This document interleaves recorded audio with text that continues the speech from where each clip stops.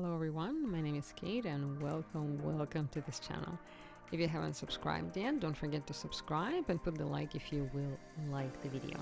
Today we will travel around southern Germany, predominantly Bavaria and Baden-Württemberg, and we will visit 10 of the most beautiful places in southern Germany, including 6 cities, 3 castles and 1 lake. And starting our journey with point number 1, Constance. Constance is the largest city in Lake Constance and the only German municipality on the southern shore of Lake Constance. It is a very well-maintained city with gorgeous historical center. It borders Switzerland, Lake Constance, and on clear days from Constance you can see harbor stretches all the way to the Alps, and you can clearly see alpine peaks. Lake Constance is a Christmas paradise, unquestionably, with traditions, customs and culinary delights from Germany, Austria, Switzerland and Principality of Liechtenstein. Beautifully decorated cities of all countries illuminate the shores of Lake Constance. Right now we are in the city of Constance. Constance is very well connected to the rest of the places around the Lake Constance, a very good choice to stay. And another stop on our list, number 2, Shenzhen. We're still in Baden-Württemberg. It's a lovely industrial city. What's so fun about it? Well, it's a very pretty town. The most beautiful aspect of it, or the main site, is actually Kirche, that Sacred Heart Church. It's a very charming basilica. Was constructed not so long ago in 1911. What's interesting, it survived 2 earthquakes and attacks during the World War II. Next up on our list, number 3, Füssen. Füssen is a very attractive Bavarian town at the foot of Alps, near Austrian border on the Lech River. The town is located on the Thousand and of Romantic Road tourist route. It's a very, very beautiful route. Check it out. With maybe, I don't know, close to 10 cities, very beautiful cities in Bavaria and Baden-Württemberg. It's also a very good stop if you're planning to go along the German Alpine Road. It's a great location to rest, to stop over and to hike around Bavarian Alps, but the most important here, and probably what gives this city fame, is the fact that royal castles of King Ludwig II, famous Neuschwanstein castle and the well-known Hohenschwangau castle, maybe not as well known, are actually very, very close. They're in the neighboring village of Schwangau, and we will visit it shortly.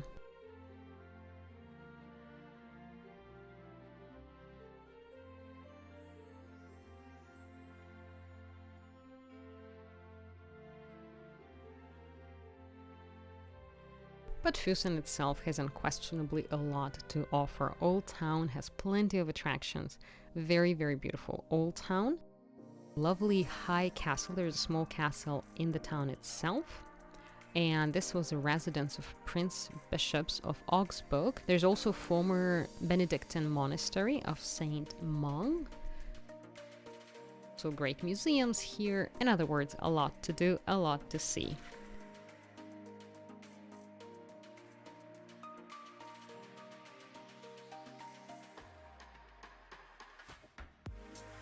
Füssen, truly an ancient city, was settled back in Roman times on the very important road Via Claudia Augusta that leads to northern Italy.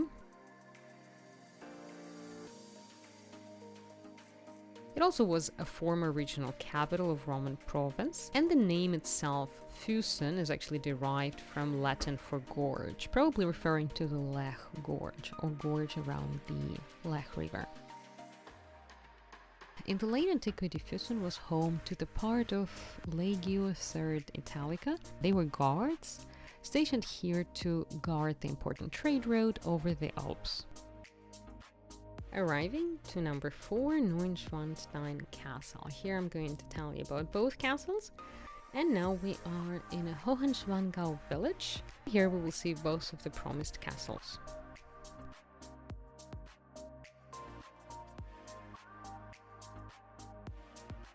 We're going to start with Hohenschwangau Castle. It's a 19th century palace in southern Germany that was a childhood residence of King Ludwig II of Bavaria, and it was built by his father, King Maximilian II of Bavaria. It is located literally within less than 40 minutes walk away from Neuschwanstein. And a little bit about the history of the palace. The fortress Schwangau, which was first mentioned in the historical records dating to the 12th century, stood high on the rock on the site of the present Neuschwanstein castle. The present-day Hohenschwangau castle was first mentioned in 1397 under the name of Schwanstein. Only in the 19th century the name of both castles were switched. The castle that we see right now is now called Neuschwanstein, or the new castle that we saw just a moment ago in yellow. And the castle that used to be called Schwanstein today is called Hohenschwangau, and Schwangau comes from the old fortress that used to be here. And now to the star of the show, Neuschwanstein. So this castle was commissioned by King Ludwig II of Bavaria as a retreat, and it was built in honor of a famous composer, Richard Wagner. Ludwig chose to pay for the palace from his own personal fortune and by means of extensive borrowing, rather than using Bavarian public funds. Construction began in 1869. It was never completed because castle was even more ambitious than the way you see it today. The castle was intended as private residence of the king, who died under very, very suspicious circumstances in 1886, way before his time, questioning how, successful he was in borrowing and paying back, or whatever other issues were there. Today, however, this castle is an immense success. It brings a lot of money to Bavaria, luckily. More than 1.3 million tourists visit this castle annually.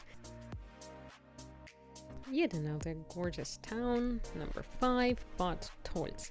It's a very attractive small town south of Munich, which acts as a gateway to Alps. From here, there are roads and rail lines to get you to a lot of mountain resorts and to the gorgeous Lake Tegernsee, which we will see shortly. The origins of Bad Tölz are closely connected to the river Isar. The river served as traffic artery in Middle Ages for rafting trades for all sorts of goods to bring them to north of Munich. This important north-south commercial route crossed the old Salt Road, running east to west from the mines of Bad Hainhal through to the other parts of Bavaria. Bad Tölz is ideally placed to prosper, obviously due to the fact that it was on a very successful commercial route, but not only because of that. Bad Tölz wasn't just happy with what it was getting, it also had a lot of its own production. It was a center of artistic pursuits, it was a center of brewing industry. By the time of 18th century, there were 22 breweries within the town. In the mid-19th century, iodine springs were discovered here, and Bad Tölz had to reinvent itself and eventually became a spa resort. That's why there's Bad in it, right? Bad always refers to resorts in Germany. So with that, obviously, the picture of the town began to change as construction of all sorts of spa buildings and villas started to proliferate in the town. Hence, we're seeing a gorgeous, gorgeous town today.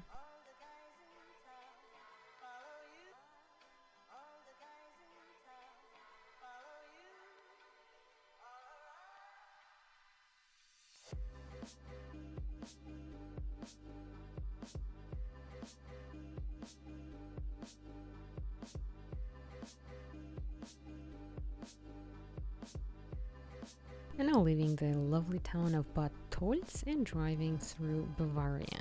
It's another aspect I love in traveling by car in Germany.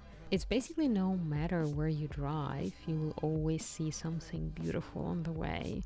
So keep your eyes open and maybe take smaller roads to enjoy the beauties of Bavarian countryside. And before we know it, we arrived to number 6, Landshut. Landshut is by far one of my favorite cities in this particular route.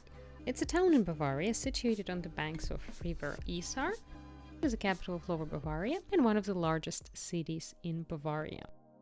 Owing to characteristics of coats of arms, the town is also called Cities of Three Helmets, because there are 3 helmets on the coat of arms.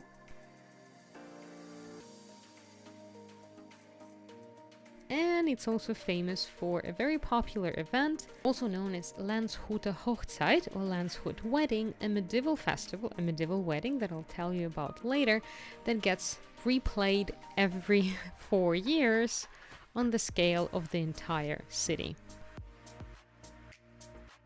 Due to its proximity and easy access to Munich, an international airport, the city is one of the richest in Bavaria.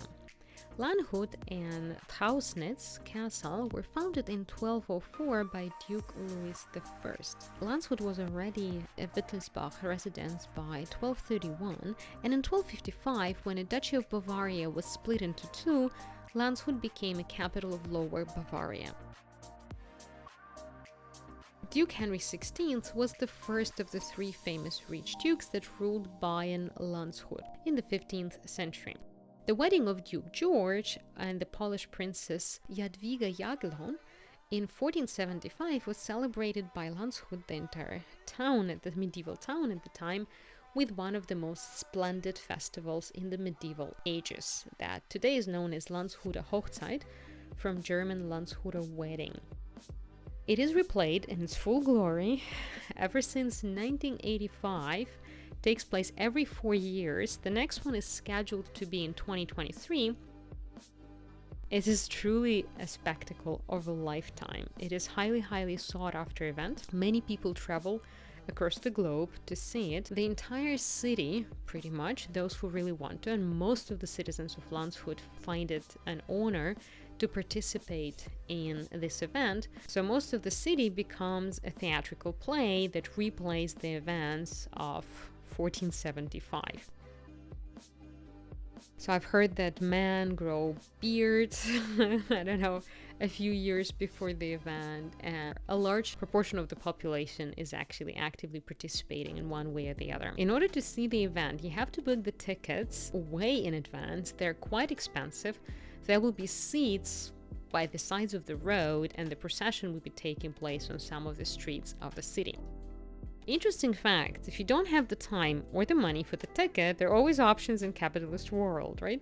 And the option would be to rent a window. And I kid you not, renting a window in one of the buildings from the owner, whose windows facing, or balcony or whatever you have, facing the actual procession. And I don't know how much it would cost you, but probably cheaper than the ticket, so you could observe the wedding from the window. Decent business, I would say, for most of the owners of such apartments, because it could cost you quite a bit to observe such a spectacle.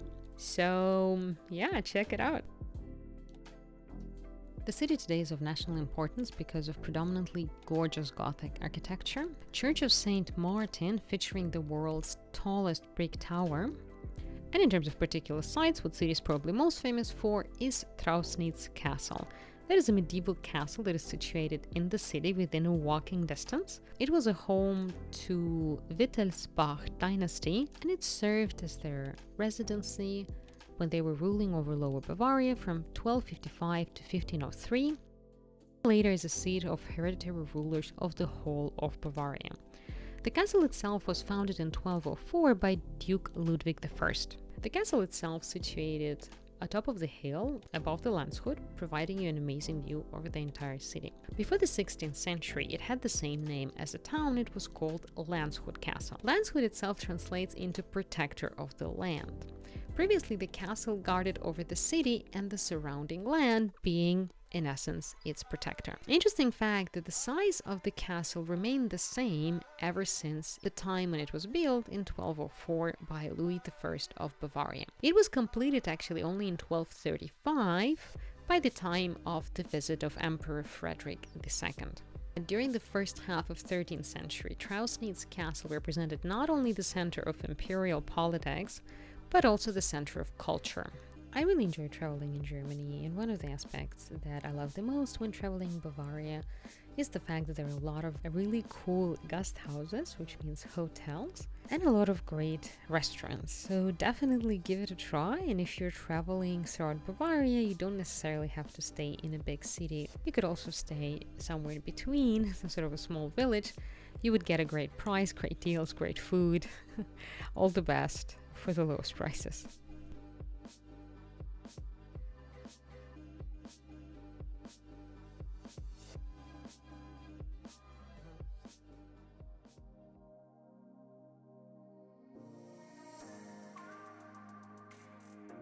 And number 9, Tegernsee. Tegernsee Lake is truly a wonder of nature whose origins date back to the last ice age. It's a gorgeous lake that is nestled between the hillsides and very, very dense forest, with many lovely villages nestled here and there in between. The founding of Tegernsee Benedictine Abbey brought life to the region in 8th century. It is still open for visitors today. There's a lovely restaurant nearby and a brewery right there with a great beer if you're interested. And number 10, last but certainly not least, Landsberg am Lech.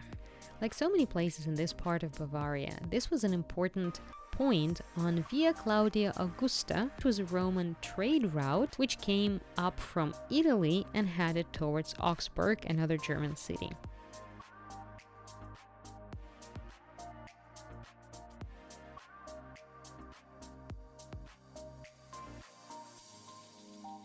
No wonder that it had to be protected. Hence, the Bavarian ruler Henry the Lion built a fortified area here in 12th century, which was known as Landshut. He also built a bridge across Lech to facilitate the trade. Landsberg received the first town charter, or the rights of the town, in the 13th century, but unfortunately soon after ran out of luck and burned to the ground several decades later. And the damage was massive. Obviously, this was still a very important strategic location, so it had to be rebuilt. Where do you get the money? Instead of financing the whole thing externally, the rulers decided to simply give the right to the city to levy taxes on the salt that was traded on this route and mint its own coins, giving city an immense economic power and prosperity. This right was held by the city until the time of 30 Years' War, centuries later, something that unquestionably gave city more than enough time to build immense wealth. This very fact, in spite of all sorts of difficulties such as persistence of war, diseases, economic challenges, it still was a very popular spot for many artists and anyone who was attracted to its relative stability, its rich history, lovely countryside with view of Alps, and more. So it became a very, very popular place to live, and it remains so to this day.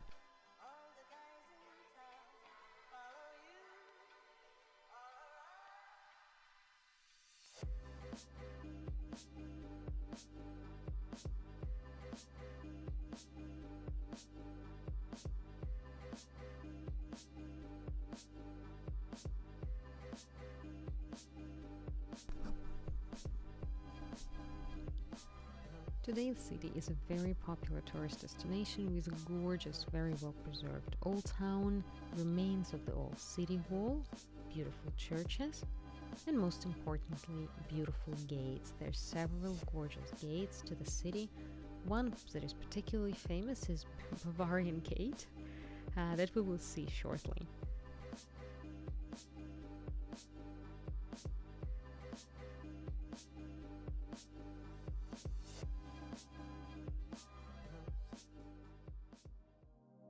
And now we see the gorgeous Bayer Tor or Bavarian Gate.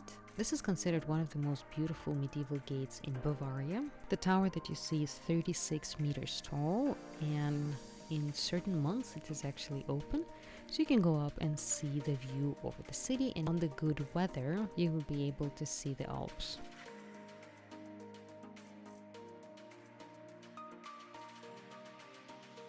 And one more thing I would certainly recommend to do is going up to a nearby hill to see the old fortification, and most importantly, the view over the city.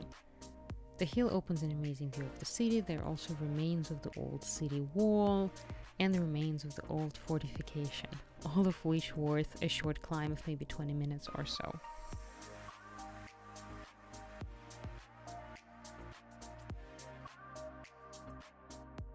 That would be all that I wanted to share with you today. Thank you so much for joining. Don't forget to subscribe and see you soon.